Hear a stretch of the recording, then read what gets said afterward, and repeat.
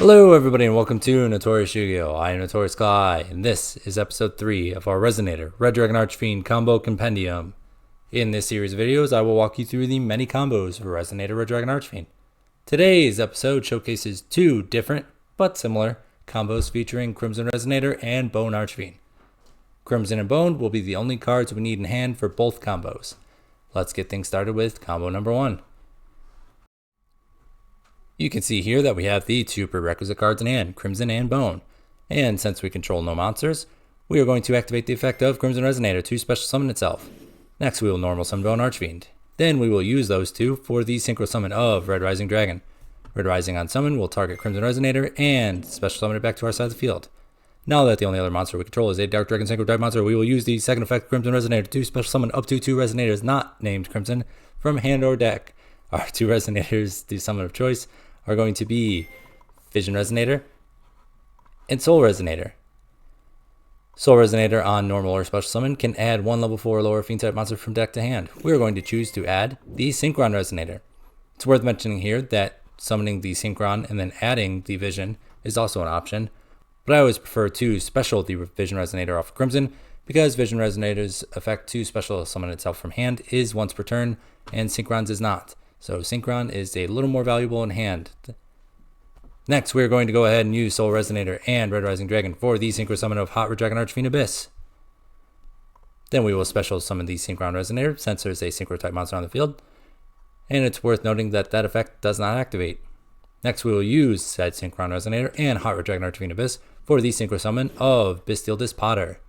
Synchron Resonator, since it was sent from field to graveyard, can target a Resonator not named Synchron and add it back to our hand. We're going to target Soul, and then add Soul back. Now that we have a card in our hand to expend, we are going to activate the effect of Bone Archfiend in graveyard, sending the Soul Resonator from hand to the graveyard in order to special summon Bone Archfiend. Now that we have Bone Archfiend back on the field, we are going to activate its second effect, to target Crimson Resonator, and send a Fiend type tuner from our deck to the graveyard in order to increase or decrease the level of Crimson by 1. We elected to send Obsessive Loop, and we are going to elect to decrease the level of Crimson Resonator by 1, making it a level 1 tuner. Next, we will use Vision Resonator and Bone Archfiend for the synchro summon of another Red Rising Dragon. Red Rising Dragon on summon can go ahead and target a Resonator in our graveyard and summon it back. We are going to target Synchron Resonator. But wait, we also have Vision Resonator that was sent to our graveyard, meaning we can activate its effect to go ahead and add a spell or trap that mentions Red Dragon Archfiend from our deck to our hand. It's worth mentioning that you can stack these in any chain link order that you'd like. I personally don't really think it matters all that much what chain link order you put them in. If you get this far into your combo, you get this deep without being hand trapped, you're good. Your opponent doesn't have any. If they had one, they would have used it a long time ago. So we are going to go ahead and use Red Rising, target Synchron, Vision, to add Crimson Gaia. Synchron Resonator will make its way back onto the field, and then we will use the effect of Obsessive Loop in graveyard, banishing Hot Red Dragon Archfiend Abyss in order to add Obsessive Loop back to our hand. Then we will need to go ahead and use the other effect of Obsessive Loop, banishing a synchro monster from our graveyard in order to special summon Obsessive Loop. We are going to banish a Red Rising Dragon and special that Loop. Now we have a Red Rising Dragon, a level 1 Crimson Resonator, a level 1 Synchron Resonator, and a level 4 Obsessive Loop on field. That gives us 3 tuners whose total level equals 6, and a level 6 non-tuner synchro monster, meaning we have the prerequisite requirements for the biggest, baddest boss monster of them all, Red Supernova Dragon. There's only a few things left to do to wrap up this combo, so let's go ahead and knock it out. So we are going to make sure we use that effect of Synchron Resonator in graveyard, since it is not once per turn. It was sent from field to graveyard, so we're going to target Resonator, not named Synchron, and add it back to our hand. You can add any Resonator of your choice here. My personal preference is to always add back Soul, since Soul Resonator can be used as a follow-up piece next turn. If we were going to try and end with a Red Dragon Archfiend on our board, I would recommend leaving Soul Resonator in graveyard so you can capitalize on its protection effect. This particular combo does not take advantage of that, so adding Soul back to hand makes sense. It allows us to use the add back of Crimson Gaia or the add from deck of Crimson Gaia next turn for a conditional extender like Vision Resonator, or even just another spell or trap like Fiendish Golem. So Synchron's going to target that Soul Resonator, add it back to our hand. And then we're going to use the effect of Bestial Despotter, targeting our Hot Red Dragon Archfiend Abyss, and specialing that back from the banished pile. And then we are going to go ahead and activate Crimson Gaia, activate the effect of Crimson Gaia, add Red Zone, set Red Zone, and pass turn to our opponent. On our opponent's turn, we can flip up Red Zone whenever we need, and that is the combo. Wow, what a combo. Normally at this point, I would go ahead and walk through everything that we have and everything that we did, but since this combo and our next combo are so similar to one another, I feel like that big walkthrough is best saved until we complete combo number 2. So let's go ahead and jump right into combo number 2. Here we are with combo number 2, and here we are again with Crimson Resonator and Bone Archfiend in hand. It's worth mentioning that this is going to take a very similar path as our last combo, so I'm just going to speed through that until we get to the point of deviation. So we're going to go ahead and Special Crimson. Normal Bone. Synchro for Red Rising target Crimson, special it back. Crimson effect, go ahead and special summon our Vision Resonator and Soul Resonator. Soul Resonator will go ahead and add our Synchron Resonator, and we have reached our point of deviation. What we need to do next is use the Vision Resonator and the Red Rising Dragon for the Synchro Summon of Scar Red Dragon Archfiend. And since Vision Resonator was sent to the graveyard, we're going to go ahead and add that spell or trap that mentions Red Dragon Archfiend. Our spell and trap of choice is going to be the one, the only, Crimson Gaia. You guessed it. When they give you a support card this busted, you're going to want to grab it at every opportunity. Next, we are going to go ahead and use the effect of Bone Archfiend in graveyard, sending the Scar Red Dragon Archfiend from the monster zone to the graveyard, and special summon Bone Archfiend. Since Scar Red Dragon Archfiend was sent from the monster zone to the graveyard, we can go ahead and synchro summon a Red Dragon Archfiend from our extra deck.